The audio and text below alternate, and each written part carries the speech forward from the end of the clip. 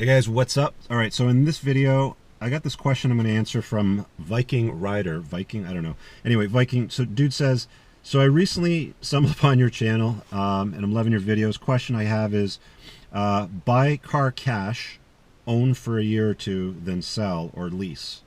Your opinion would be appreciated. Thanks. Honestly, my opinion doesn't matter.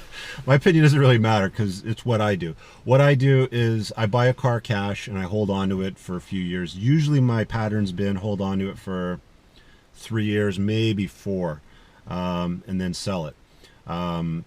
This car I've had since 2010 or 2016, so it's going on my 6th year. I did have a second car through my company as a lease, so I put most of the miles on that. So I haven't really put that many kilometers on this car. It's been good to me. I'm going to keep it probably for at least the summer. Love it in the summertime to bits. It's a convertible, so I enjoy it tons. But my... Okay, so you're asking buy cash and sell in a year or two or lease. On personal rides, I buy cash and I'll hold on to it for a few years and then get rid of it when I'm done. If it's through a business, if you have the capacity to write off a certain amount in Canada, I think it's around 750, 800 bucks you can write off through your company on a lease. Then I buy it through the company and lease it that way. If you have a car allowance, it's another way that you can look at it. So it really depends on your scenario. You know, if you've got a car allowance, if you own your own business and you can lease, that might be a way to look at it. If you don't and you know you've just got the cash, go and buy it. You can always finance it. I'll sum it up like this. You know, I had this account. Well, he's still my accountant. You know, I met about 7 or 8 years ago, and you know, like you guys know that I'm a car guy, so I always talk about cars a lot on this channel. And I was asking him what the best way is to buy a car. This guy did very well. He drove a shitty ass rusty Honda Accord. He wasn't a car guy, so not judging him. But what he did tell me holds true. He said cars are a colossal waste of money. They always depreciate. Now, that isn't always true. There are certain cars where they do hold on their value very well. Very low production, highly desirable cars will hold on to their value. And they don't even have to be exotics. Like, you don't even have to get into the $100,000-$200,000 range. Like, you know, you can look at a Scuderia Ferrari, which they made less than 500 of those. Those will always go up in value.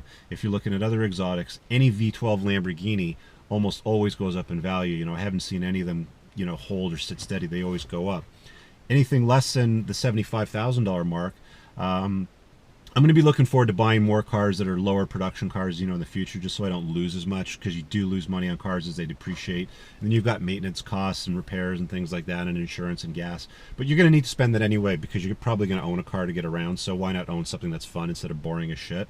I've got a friend that's got a John Cooper Works Mini GP, which is a 2013 model, I think. And he threw me the keys the other day, and I took it for a quick drive around the block. I'm going to try to grab the keys when the weather warms up and we've got summer tires on it, and take it for a proper test drive and do a review for you guys. But I was blown away by this car. I think the production numbers in Canada, anyway, when I looked it up on the Wikipedia page, were something like 50 to 75 units. And he bought it for 43,000, I believe. And I looked on the Auto Trader shortly after I drove it, because that's what I do, because I'm interested in cars.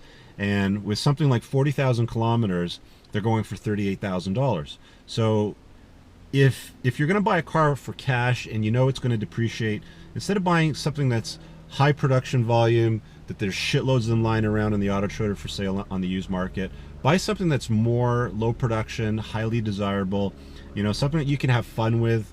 It doesn't have to be a Mini. You know, you can look at a M Coupe, BMW, like the what year did they make them? 2006 to 8, I think, was the newest body style.